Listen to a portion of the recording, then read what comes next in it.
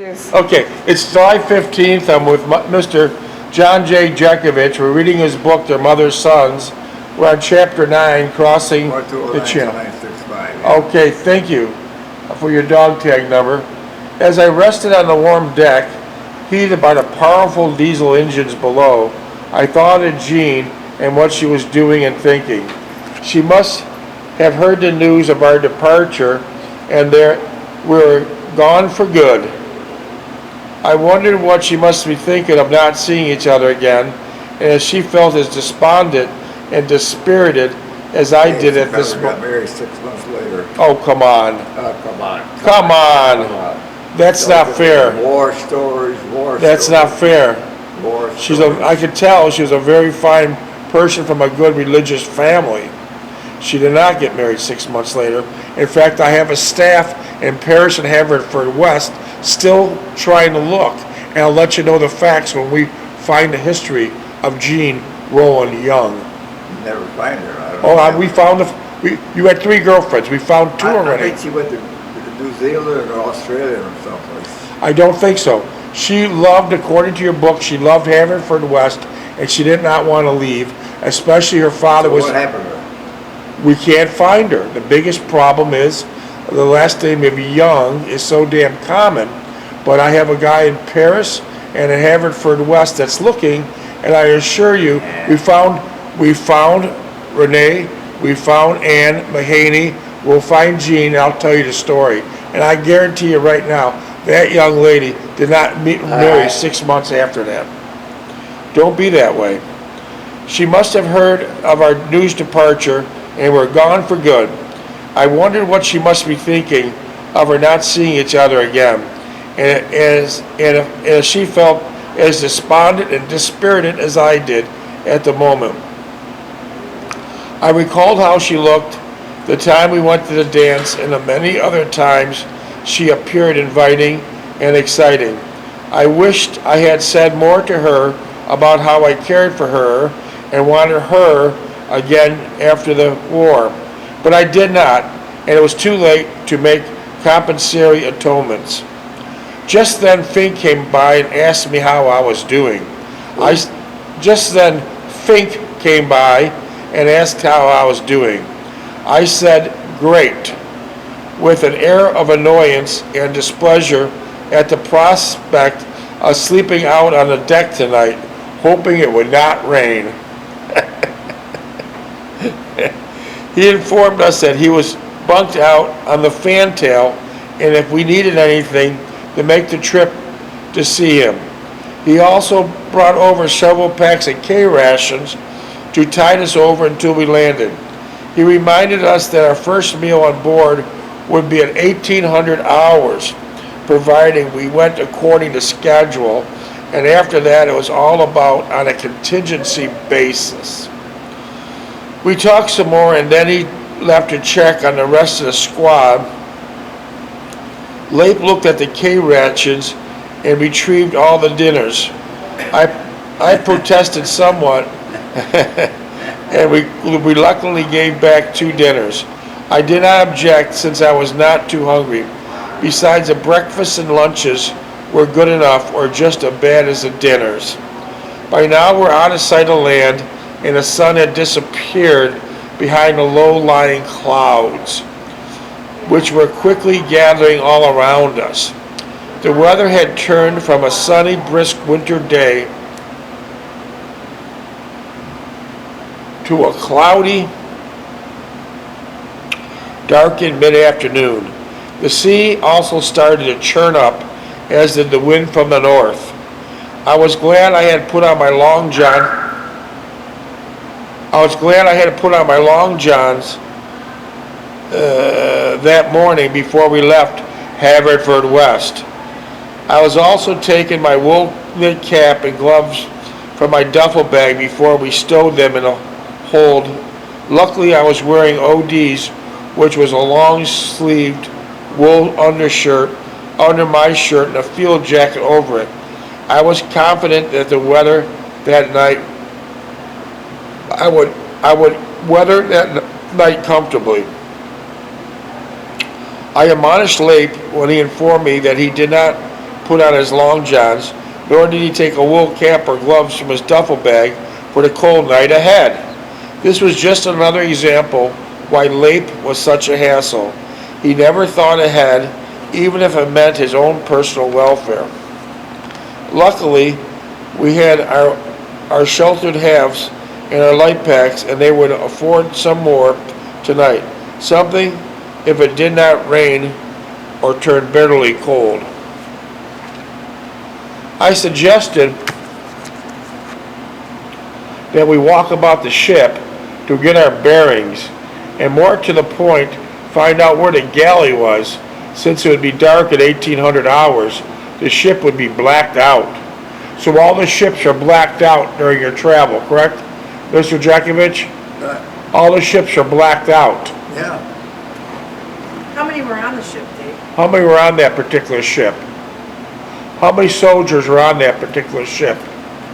About 300. The only thing I did not bring was a flashlight. I immediately thought of Gene as our first encounter. We searched out the other members of the squad, and they're all pretty much bunched up in a section amidship. We informed that we would meet them here a little before 1800s and go to chow with them. Varela, one of the ammo bearers in the second squad, looked somewhat dejected, and I asked him how he's doing. He smiled rather sheepishly and said he was not doing too well. He was concerned about the next days. Besides, he got terribly homesick and missed his parents and two brothers and sisters. I said we all felt the same way, and we just had to stick it out and do the best we could. Things would not be that bad, and before you knew it, you'd be on another ship heading for home. Whatever happened to Varela? Varela. Really? Verilla. Varela. You said he was homesick. He didn't leave with us. I don't know what happened. But he was on this ship he was on a ship crossing the channel with you. Varela. He was an ammo bearer. Really, yeah. Ammo bearer. Little short Dago, yeah. So what happened to him? I don't know what happened to him. I don't know. He was an ammo bearer and he was part of the team.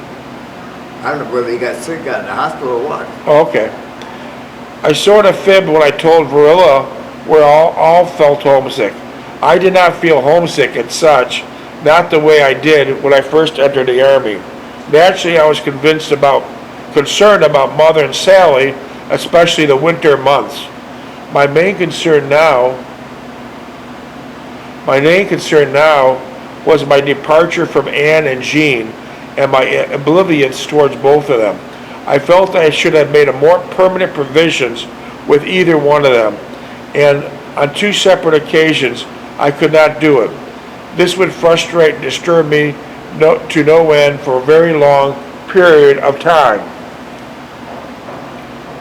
I made a mental note to keep an eye on Varela and try to help him over the rough spots coming.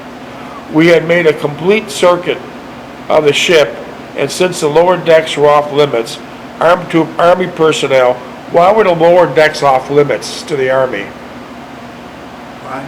Why were the lower decks off? That's where all the equipment was, run the damn ship. Okay. They didn't want to snoop it around. Oh, okay. We're off limits to the Army personnel.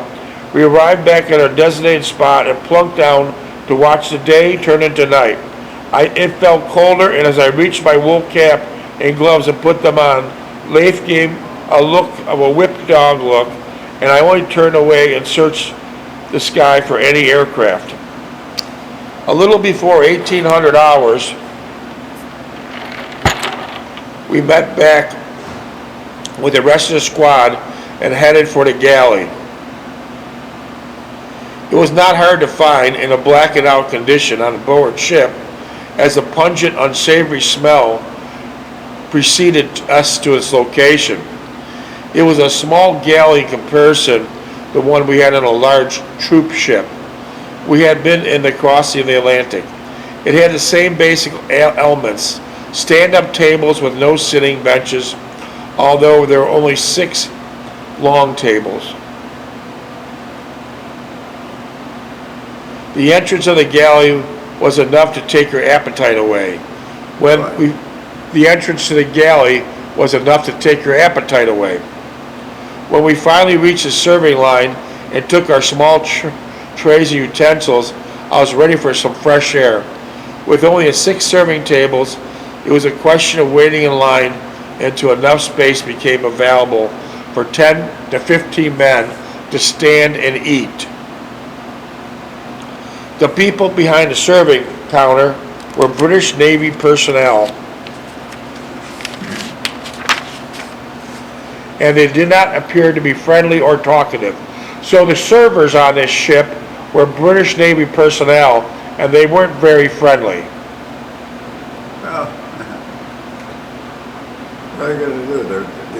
They're working for somebody else now. They plunked down various concoctions on their trays, and I didn't have the slightest idea what they were. So they're putting out the food, but you didn't know what the hell it was. What?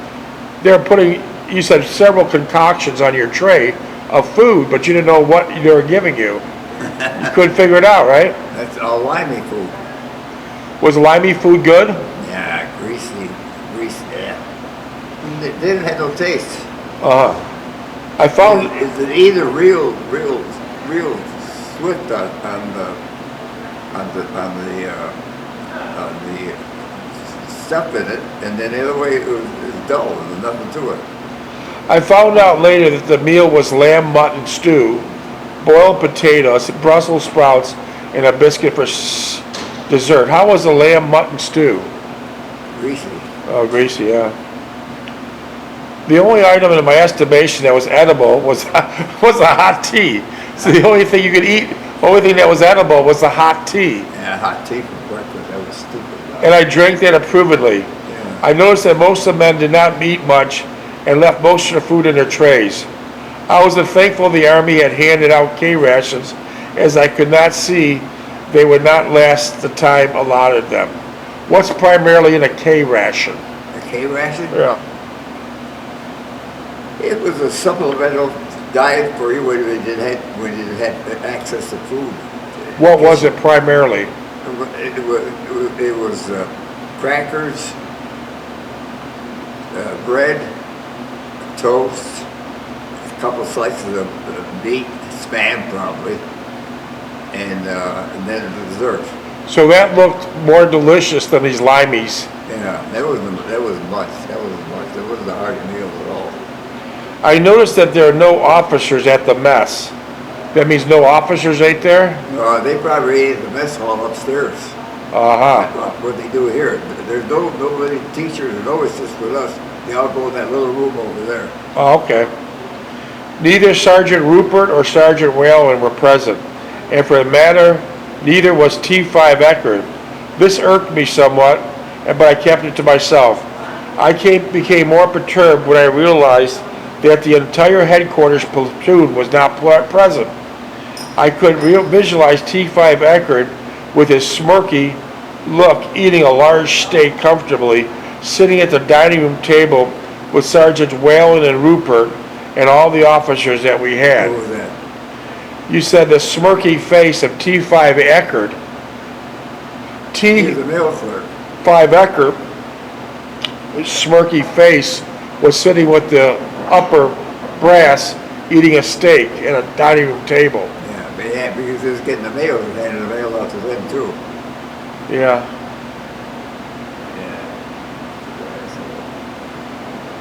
The combination of the boiling, steaming cabbage and the mutton stew, along with the evaporated boiling water used to sterilize the eating utensils, made me nauseous. So all that made you really sick. Yeah, well, we use our mess kits and they had big pail of boiling water, dipped the mess kits on the handles of the boiling water to sterilize them. I wanted only to get out of the immediate area.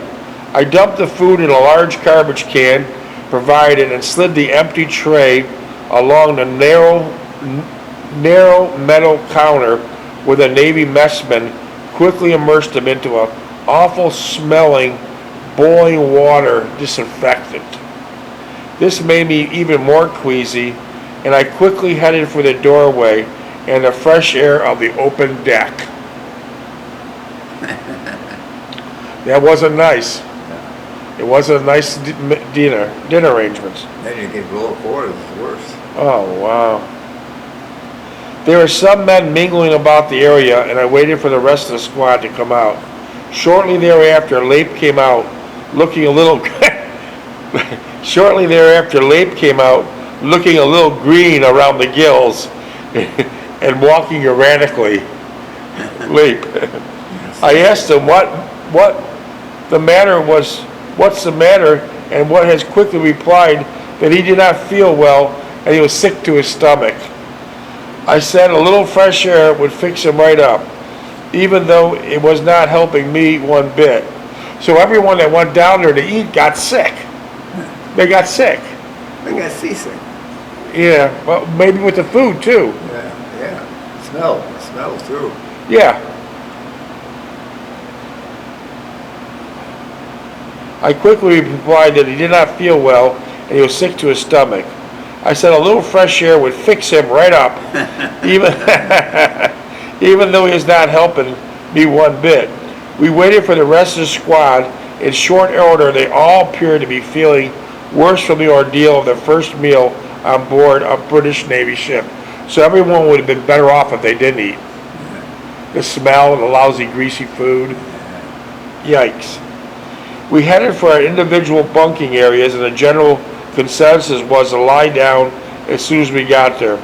None of us felt too well, and the acceleration and the rolling and pitching the ship did not help any matters any.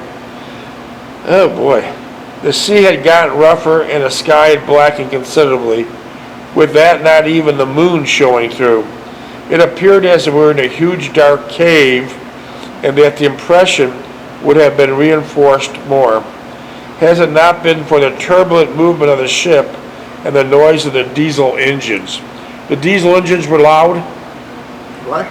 The diesel engines on the ship were loud. What? The diesel engines on the ship, were they loud? So what? The diesel engines on the ship, were they loud?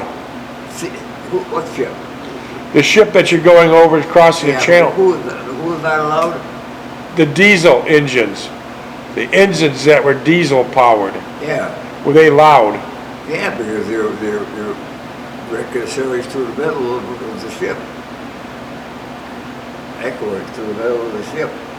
I spread one of the two shelter halves on a warm deck and using my light pack for a pillow, stretched out with the wool cap and gloves on. Lape did the same, minus the hat and gloves, and when we threw the remaining shelter halves over us to cover the wind and afforded some more warmth, I closed my eyes. How many more pages are you going to read? Just two. Yeah, then go. Yeah, okay. Go let's watch the news. Okay. Yeah, I got you covered. We got to finish this chapter though. Attempting to, 2 more pages will be fine. Attempting to think of something else besides the pain in my stomach, hoping... You feel a lot better now, don't you? Yeah. A lot better now, Mr. Jeckovich. Hoping that Lape or I would not throw up. I thought of Gene and how we would huddle against one another as we sat on the bench listening to the planes overhead. I thought how much I missed all that, and I had not appreciated it very well. Just these 2, and we're done. Just these 2. This is it. Since I did not want to carry on a conversation with Lape on his misfortunes in the Army, I turned on my side facing the bulkheads and pretended I was asleep. It was not much later that I heard Lape snoring on his back. I only hope he would not throw up while asleep. Oh, gross. The cold night was not that menacing, as the shelter halves protected us from the wind and some dampness. As I lay there, I thought about Anne and wondered if she was ever thought about me. The very thought of Anne felt if I was in another world, light years away from her and all the memories of all the times we were together. There too, I also did not appreciate my good fortune and did not capitalize or build upon it. I could still conjure up some memories and places and events we shared together, but gradually it was all becoming entangled with my experiences with Gene, and all became obscure and confusing. Lape's snoring became more annoying, so I got up, laid the open shelter half against him, and I began to walk down the deck. There were some people about, mostly from the 3rd platoon, and I chatted with them for a while, and they moved out to stern the ship. I came upon Fink, leaning against the railing, and asked him if he could not sleep also. He smiled his usual smile and said, rather thoughtfully, that he was not sleepy. Besides, he was standing by the railing in case he had to throw up. I turned toward the open sea and said, "You two, I bet everyone is sick on this tub, and I was thankful when we get off of it." He agreed with me, and there was, I mentioned, the absence of officers and non-coms. He related that the scuttlebutt was that they were not even on board, but they're on a much larger American ship with private quarters on first-class meals. So it turned out that the officers were on American ships with first-class meals. I sarcastically replied, "The American rank has its privilege." He agreed. I also mentioned Varela's despondent mood and explained that he too noticed and would keep an eye on him. I said that I would do the same providing we had the opportunity to exercise our concern over him. He said he knew what I had meant and asked about Lape. I said he was griping as usual. This is it right here. This is it right here. This is it. So I'm going to get done with this, okay? That's it. Minutes? 8. Okay, we're going to shut it off after page 252. Okay. Army and the lousy deal it afforded him. Outside of that, he was sound asleep, snoring up a storm. We both chuckled and then talked about the lay ahead of us the next few days. He did not have too much information to provide, as there was no higher authority to brief him and the rest of the squad leaders. All he knew definitely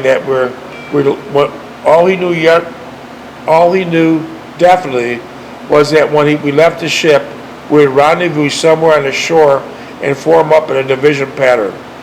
For us, that would be the 291st Infantry Regiment 2 Battalion, and we would adhere to the TO, Table of Organization, until further notice.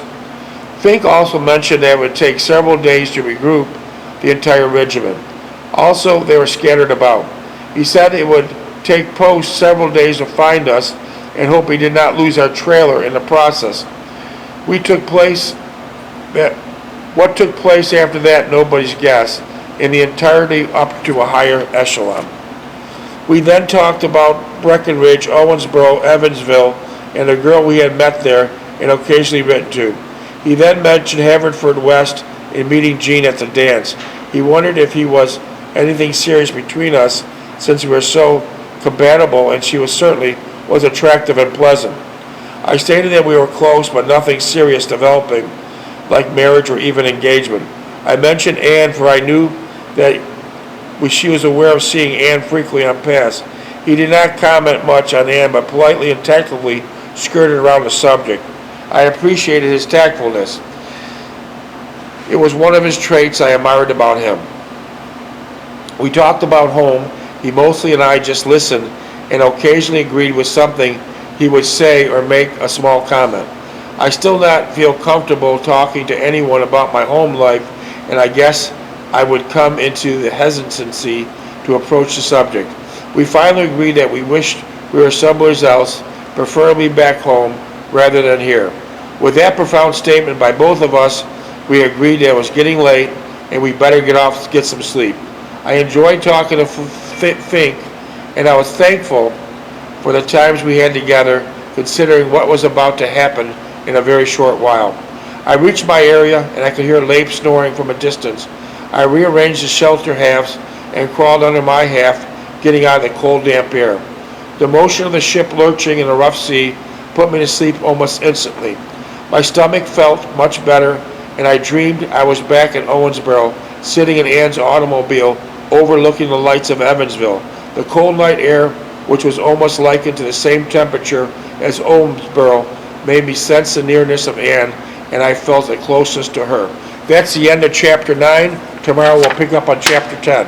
right, Chapter 10 will read church service in the bulge. all Okay, right. shut it down for Mr. Jeckovich. All All right, righty. let's go see the news. Shut it down